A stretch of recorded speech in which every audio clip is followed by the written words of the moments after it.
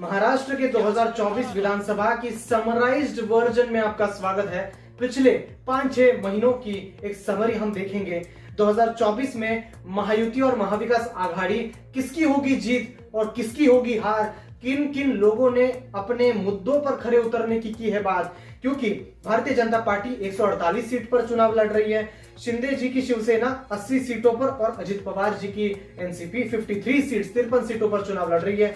वहीं दूसरी तरफ महाविकास आघाड़ी में कांग्रेस 101 सीटों पर, जो कि बहुत लकी आंकड़ा वो कहते हैं। एनसीपी शरद चंद्र पवार गुट 88 सीट्स पर और शिवसेना 94 सीट्स पर चुनाव लड़ रही है। अब हाल ही में हुए लोकसभा चुनाव 2024 के अगर नतीजों को अगर हम असेसमेंट करें तो हम ये इस आउटकम पे आते हैं कि दोनों ही आघाड़ियों को 44% वोट शेयर मिला था। यानी कि टोटल वोटर्स में से 44% वोटर्स ने महाविकास आघाड़ी को और महायुति दोनों को वोट किए थे। 88% इसका टोटल होता है। इसी के क्रोनोलॉजिकल अगर हम देखें तो अगर हम इसको विधानसभा चुनावों से जोड़े तो 153 सीट्स पर महाविकास आघाड़ी आगे थी और 126 सीट्स पर महायुति आगे थी। और लेकिन 44 दिख जरूर रहा है एक बार, लेकिन महाविकास आघाड़ी ने 30 सीट्स आउट ऑफ 48 जीतने पर मुकाम हासिल किया था। वहीं महायुति सिर्फ 17 सीटों पर जीत पाई थी। यानी कि देखा जाए तो पिछले 6-7 महीनों में महाविकास आघाड़ी की जो युति है वो सबसे आगे दिख रही थी। लेकिन क्या उन्होंने ऐसे मुद्दों को इन विधानसभा चुनावों में लाने की कोशिश की जिसके आधार पर उन्हें महाराष्ट्र की सरकार में लोग वापस ले आए? अब बड़े मुद्दे थे कौन से? एंटी इनकम्बेंसी, जिसका अर्थ है सत्ता विरोधी लहर, जो कि पार्टी के बीच में फूट डालकर दो गुट बनाना। ये सत्ता विरोधी लहर जो लोगों के बीच में आ गई थी कि पहले हमने वोट तो एनसीपी शरद पवार जी को किया था और शिवसेना उद्धव जी को किया था, लेकिन अब तोड़ के जो नेता लोग गए हैं, इसके विरोध में जो लहर एंटी इनकम्बेंसी की आई थी, ये एक मुद्दा बड़ा। फिर मराठी अस्मिता, जो कि रीजनल पार्टीज को मराठी लोग वोट करते हैं, ये मराठी अस्मिता पर भी बहुत बड़ी ठेस पहुंचाई थी कि इतने लेवल पर राजनीति बहुत निचले स्तर पर ले गए हैं। इन्फ्लेशन, जो कि महंगाई बढ़ रही है, Maharashtra being one of the most economical financial capital of India, इतना ही महंगाई दर भी यहाँ पे बढ़ रहा है। किसानों का मुद्दा हमेशा से रहता है। 3000 किसानों की आत्महत्या पिछले 5 सालों में, ये भी बहुत बड़ा मुद्दा है। और इस बीच महाराष्ट्र से गुजरात जाने वाले प्रोजेक्ट्स के बारे में हमेशा महाराष्ट्र अब दुश्मनी बनाए रखा है। तो इन मुद्दों पे क्या महाविकास आघाड़ी की सरकार ने अपना काम किया है, इस पर आज करेंगे चर्चा। जब नाना पटोले, कांग्रेस के प्रदेश अध्यक्ष नाना पटोले कहते हैं कि कांग्रेस सबसे बड़ी पार्टी बन के बाहर आई ये चुनावों राज्य में, कांग्रेस के सबसे ज्यादा कैंडिडेट चुन के आएंगे। लेकिन इन्हीं के स्टेटमेंट को कॉन्ट्ररी जो काम स्ट्रेटेजी बीजेपी ने उतारी है, जो कि हमेशा वो चुनाव पास आए तो उनकी वो स्ट्रेटेजी के साथ वो आते हैं, जैसे कि लव जिहाद का मुद्दा हो, वक्फ बोर्ड का मुद्दा हो, आर्टिकल 370 का मुद्दा हो, बटेंगे तो कटेंगे का नारा। ऐसे तमाम नारों की स्ट्रेटेजी बीजेपी इनबिल्ट रखती है, रेडीमेड रखती है, जो कि चुनावों के वक्त में उन्हें बहुत फायदा देता है।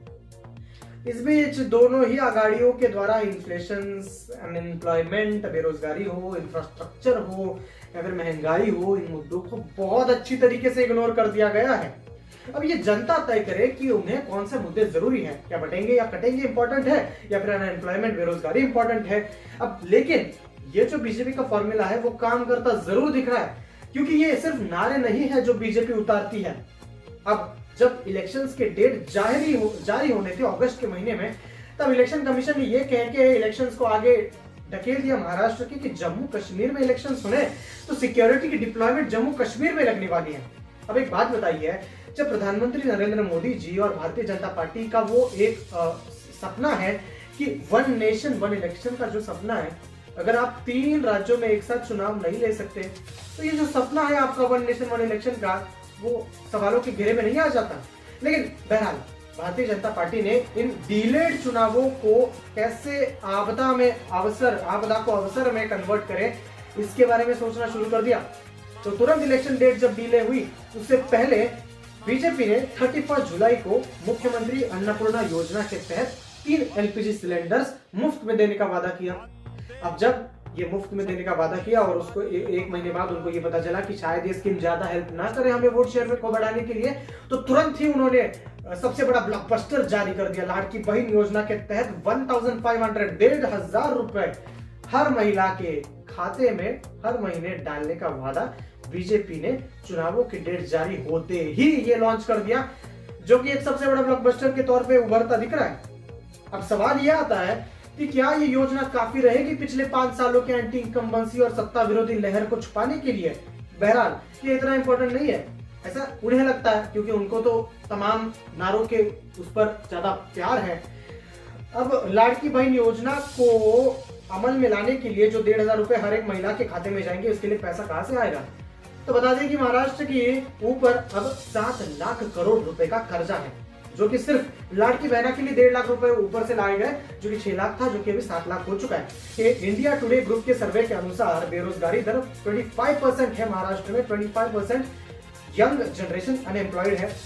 इस पर भी कवर अप करने के लिए महाराष्ट्र के मुख्यमंत्री एकनाथ शिंदे जी कहते हैं कि 2.5 लाख नौकरियां अगले 2 सालों में वो देंगे। दूसरी ओर समृद्धि एक्सप्रेसवे के एक्सीडेंट का मुद्दा हो, अटल सेतु के रोड पे आने वाले क्रैक्स हो, छत्रपति शिवाजी महाराज जी का जो पुतला बीच में गिर गया था हवा की वजह से, उसका मुद्दा हो, मुंबई में मॉनसून में बारिश की वजह से होने वाले रोड जैम हो, रोड चौकअप हो, या फिर महाराष्ट्र से गुजरात में जाने वाली कंपनियों की श्रृंखलाएं हो, इन तमाम मुद्दों पे तो शायद ही किसी की नजर है। अब बीजेपी को विरोध करने के लिए महाविकास आघाड़ी की जो स्ट्रेटेजी हम देखें, तो अगर हम ठीक से देखें तो कांग्रेस का जो हरियाणा और जम्मू कश्मीर के हाल ही के चुनावों में जो प्रदर्शन था वो बहुत खराब प्रदर्शन था। उसकी सीख लेके अगर महाराष्ट्र में कांग्रेस उतरती है तो शायद उनको फायदा हो भी जाए। कांग्रेस ने कास्ट बेस्ड पॉपुलेशन सेंसस करके, यानी कि जातिगत पर जनगणना करके 50% कैप रिजर्वेशन को हटाने के बारे में कुछ मैनिफेस्टो में उनके जाहिर किया है। इसी के साथ मराठा आरक्षण के मुद्दे पर भी कांग्रेस बहुत ज्यादा ध्यान देती हुई है, जहां की बीजेपी कांग्रेस को ये आरोप में ढकेल रही है कि कांग्रेस जातिगत आधार पर राजनीति कर रही है। लेकिन दूसरी ओर बीजेपी ने भी मराठा आंदोलकों को खुश करने के लिए, मराठा समाज को खुश करने के लिए 10% आरक्षण दे दिया है, और जो कि वो क्लेम करते हैं कि दूसरे किसी के आरक्षण को धक्का न देते हुए उन्होंने किया है। तो इन तमाम मुद्दों पे बीजेपी और कांग्रेस एक दूसरे पर हमलावर है। इस बीच महाराष्ट्र में बीजेपी बनाम कांग्रेस 75 सीट्स पर होना है। इसी बीच शिवसेना वर्सेस शिवसेना, जो कि सबसे बड़ा मुद्दा हो सकता है इन चुनावों में, एकनाथ शिंदे जी की शिवसेना वर्सेस उद्धव ठाकरे जी की शिवसेना 47 सीट्स पर लड़ रही है आमने सामने। वहीं पे राजनीति महाराष्ट्र के मास्टरमाइंड कहे जाने वाले शरद पवार जी की एनसीपी बनाम अजित पवार जी की एनसीपी 38 सीट्स पर आमने सामने लड़ रही है। ऐसा लग भी जाए कि शायद Shinde versus Uddhav Thackeray ji, NCP versus NCP के बीच में शायद जो गए हैं उन्हें फायदा हो, जो रह चुके हैं उन्हें फायदा हो। कोई कुछ नहीं बोल सकता, क्योंकि ये इगोइस्टिक पॉलिटिकल इलेक्शन हो चुका है। इगोइस्टिक पॉलिटिक्स के मद्देनजर ये उम्मीदवार दिए हैं तमाम पार्टियों ने, तो कोई भी इसके बारे में अभी असेसमेंट नहीं कर सकता, प्रेडिक्शन नहीं कर सकता कि किसकी सरकार कितने सीट्स ला सकती है। लेकिन एनसीपी के बारे में अगर हम बात करें तो 1991 से बारामती जिनका गढ़ रहा है आमदारकी में अजित पवार जी के विरोध में, बारामती के डेवलपर हम कह सकते हैं, बारामती को यहाँ इतने डेवलपमेंट के इंफ्रास्ट्रक्चर मॉडल पर लाने वाले शरद पवार जी की तरफ से योगेंद्र पवार, अजित पवार वर्सेस योगेंद्र पवार फैमिली की लड़ाई में ये कोई नहीं बोल सकता कि अजित पवार सिंगल हैंडेडली जीत जाए, क्योंकि शरद पवार जी का भी बहुत बड़ा गढ़ बारामती है। इस बीच बारामती बनाम बारामती में, फैमिली बनाम फैमिली में, एनसीपी बनाम एनसीपी में, ये अजित पवार जी जो है ये बीच में बहुत सुर्खियों में इसलिए भी आए थे क्योंकि ये बात बाहर आ गई थी कि 2019 में जो सत्ता बनाने की मीटिंग्स होती थी, उस मीटिंग में गौतम अडानी जी शामिल थे, या कुछ तो गौतम अडानी जी के फार्म हाउस में वो मीटिंग हुई थी। तो आखिर गौतम अडानी जी इंडस्ट्रियलिस्ट का क्या इसमें बहुत बड़ा हाथ है? इस पर भी बहुत तमाम सवाल खड़े हैं। हालांकि जो एडवांटेज महाविकास आघाड़ी को 2024 के लोकसभा के बाद दिखाई दे रहा था वो कम आता जरूर दिखाई दे रहा है, क्योंकि बीजेपी हमेशा काउंटर स्ट्रेटेजी के लिए तैयार रहती है। बीजेपी की जैसा माइक्रो मैनेजमेंट शायद ही किसी पार्टी के पास हो। छोटे से छोटे शहर गली गली नुस्खे में जाके, कस्बे में जाके बीजेपी का जो प्रचार का स्ट्रेटेजी है वो हमेशा से ऑन द टॉप रहा है। संघ यानी आरएसएस भी इन चुनावों में बहुत अच्छी तरीके से काम कर रही है, क्योंकि लोकसभा में जो उनके बीच में प्रॉब्लम हुआ था बीजेपी और आरएसएस के बीच में, उसको कवर अप करना है।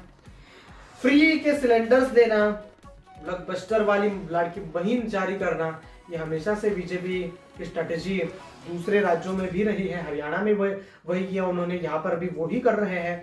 शायद उसका फायदा बीजेपी की बहुत बहुत ज्यादा हद तक हो सकता है। अर्बन सपोर्ट सिटी में जो बीजेपी को सपोर्ट है, शहरी इलाकों में जो बीजेपी को सपोर्ट है, साइलेंट वोटर्स 18+ वोटर्स जो है, जो कि ज्यादा शोर शराबा नहीं करते लेकिन वोट बीजेपी को देके आते हैं, 18+ यंग लोग, उसका बीजेपी को बहुत फायदा होना है। और मेन पार्टी की जो सिंबल है, जो एनसीपी का घड़ी है और जो शिवसेना का धनुष बाण है, वो अभी भी अलायंस महायुति शिवसेना और बीजेपी के साथ है, तो इसका फायदा जरूर होगा। लेकिन हराया नहीं जा सकता ऐसा तो है नहीं। महाविकास आघाड़ी के द्वारा मराठी अस्मिता के सवाल पे अगर काम किया गया हो, और हो इसलिए क्योंकि आज वोटिंग हो चुकी है और 23 तारीख को नतीजे आ गए हैं, तो अगर मराठी अस्मिता जैसे मुद्दे पर अगर महाविकास आघाड़ी ने एक अच्छे से काम किया होगा तो जरूर उसका फायदा यहाँ पे होगा।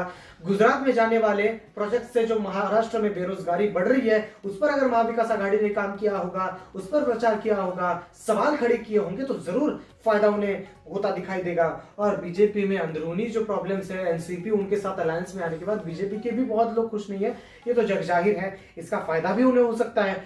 बहरहाल, जब अगर इलेक्शन बहुत क्लोज कंटेस्ट कांटे के मुकाबले पे आ जाए कि 145 अगर आपका बहुमत का आंकड़ा है, तो 140, 135, 140 ऐसे सीट्स आ जाए, तो छोटी छोटी पार्टियों को साथ लेना भी बहुत इंपॉर्टेंट रहेगा, जो कि बीजेपी बहुत अच्छी तरीके से पहले से करती है, छोटी पार्टियों के साथ रिलेशन अच्छा रखे। हालांकि सरकार आए जाए, महाविकास आघाड़ी युति किसकी भी सरकार आए, मिडिल क्लास तो मिडिल क्लास ही रहना है। हम और आपकी जिंदगी में सिर्फ उतना ही फर्क आएगा कि पहले इनकी सरकार थी, अब इनकी सरकार है, पहले हमारे एरिया में ये थे, अब ये है। लेकिन टैक्स तो भरना ही पड़ेगा, मुद्दों से लड़ना ही पड़ेगा, इन तमाम सवालों को खड़ा करना ही पड़ेगा। सवाल ही रहेंगे, प्रॉब्लम बनी रहेगी। होना यही है कि इंडस्ट्रियलिस्ट के फायदे होने हैं, नेताओं के फायदे हैं। वो कहते हैं ना कि नेताओं की नेतागिरी के लिए चलाए जाने वाले इस खेल को राजनीति कहते हैं, और अब तो लोकशाही भी उसी को कहना शुरू कर दिया गया है। जो महाराष्ट्र में इतनी लो लेवल पॉलिटिक्स, इतने गठ पड़े, इतने तमाम प्रॉब्लम्स हुए, इसके बाद अगर महाराष्ट्र की जनता अपनी मराठी अस्मिता को ध्यान में देखते हुए वोट देती है, हिंदुत्व का जो मुद्दा बीजेपी उठाती है उसके आधार पर वोट देती है, महाविकास आघाड़ी की तरफ से बेरोजगारी के मुद्दे पर अगर वोट देती है, तो चुनाव को इतिहास का सबसे कॉम्पिटिटिव लेवल का चुनाव बनने से अब कोई नहीं रोक सकता। अभी तो वोटिंग भी खत्म हो चुकी है, शाम के 5 बज रहे आज 20 नवंबर। समराइज्ड वर्जन में इतना ही। अगला वीडियो आएगा जरूर जल्दी ही, जब 23 नवंबर को चुनावों के नतीजे आएंगे। तब तक के लिए बने रहे हमारे साथ, देखते रहिए हल्ला बोल।